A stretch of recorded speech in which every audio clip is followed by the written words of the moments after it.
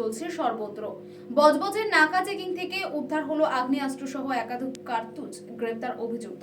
নাকা চেকিং এ বড়সড় সাফল্য ডায়মন্ড হারবার পুলিশ জেলার।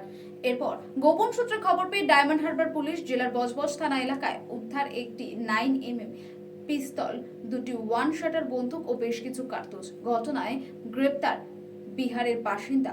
ডায়মন্ড হারবার পুলিশ জেলার অতিরিক্ত পুলিশ সুপার মিতুন কুমার দে জানান, বিহারের বাসিন্দা কর্মসূত্রে বজবজে থাকেন। দিল্লি বিস্ফোরণের পর এলাকার নাকা চেকিং বাড়ানো হয়। এরপরই গোপন সূত্রে খবর পেয়ে পুলিশ আগ্নেয়াস্ত্র ও বেশ কয়েক রাউন্ড কার্তুজ উদ্ধার করে পাশাপাশি অভিযুক্তকে গ্রেপ্তার করে। ধৃতকে আদালতে পেশ করে নিজেদের হেফাজতে নিয়ে জিজ্ঞাসাবাদ চালাচ্ছে পুলিশ। অন্যদিকে কোথা থেকে এলো এবং আমাদের বজবজ থানা সম্প্রতি একটি খুব ভালো কাজ করেছে। ওখানকার আমাদের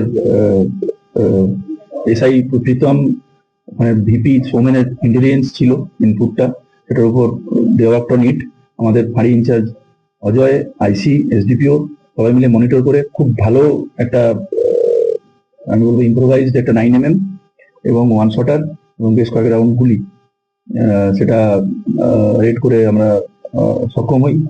এবং যে যার পজিশন থেকে এটা আমরা পাই সে হচ্ছে মোহাম্মদ ফারসে এলিয়াস কামাল এলিয়াস বাবু। তাকেও আমরা আলিপুর কোর্টে পেশ করে আমরা রিমান্ডে নিয়েছি। এটা তদন্ত আজ চলছে। আমরা এর যে রুট বা যতটা ডিপে যাওয়া যায় সেটা আমরা সমস্ত অ্যাঙ্গেলগুলো সমস্ত অ্যাসপেক্টগুলো আমরা এক্সপ্লোর করবো। হ্যাঁ, ডেফিনেটলি সেটা তো অবশ্যই। এমনিতে আমরা আমাদের সবসময় চেষ্টা করি আমাদের অন্ত থাকার বা আমাদের টিমে যারা এই ধরনের ইন্টেলিজেন্স গুলো কাজ করে তাদেরকে প্রোৎসাহিত রাখার আমরা চেষ্টা করি। তো এটাকে খুবই এনকারেজ করা হয় এবং post that Delhi incident also আমরা উই এসকালেটেড দিস। তো আমাদের সমস্ত জায়গাতে নাকা ইত্যাদি চলা বা এই ধরনের যে ইন্টেলিজেন্স ইনপুট গুলো কালেক্ট করার বিষয়ে আমরা আরো বেশি জোর দিচ্ছিলাম। তাতেই আমাদের যে বজবজ টিমের এই সাফল্যটা এসছে। তো এটা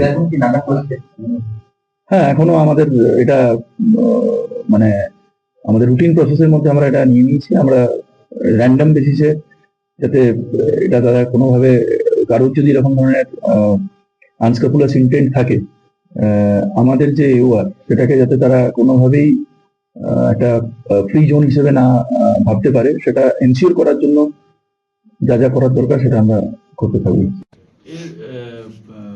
বিহারের মুজাফর ডিস্ট্রিক্টের বাড়ি, কর্মসূত্রে এখানে বিভিন্ন জুট মিলে ইত্যাদি কর্মসূত্রে এখানে বিগত কয়েক বছর যাবৎ ছিল। তো আমরা এর অ্যান্টিসিডেন্টসটাকে খতিয়ে দেখছি।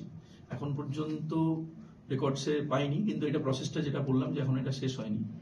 তবে নিশ্চিতভাবে যেহেতু নতুন বলেই মনে হচ্ছে, তাতে ওর যে অ্যাসোসিয়েটস বা এইগুলো আমরা আরো এক্সপ্লোর করে করার চেষ্টা করবো।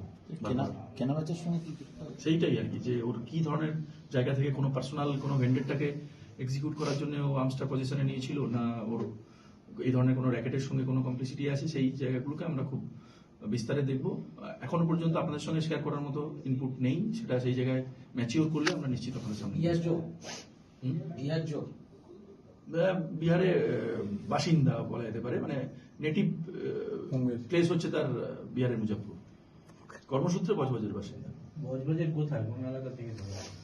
এটা মতিপুর আর কি, ওর যে ইয়েটা এখানে যখন যেখানে থাকে না, ওকে ধরা হয় রিভার সাইড রোড, যেটা সেখান থেকে। আর 30 বছরের মতো।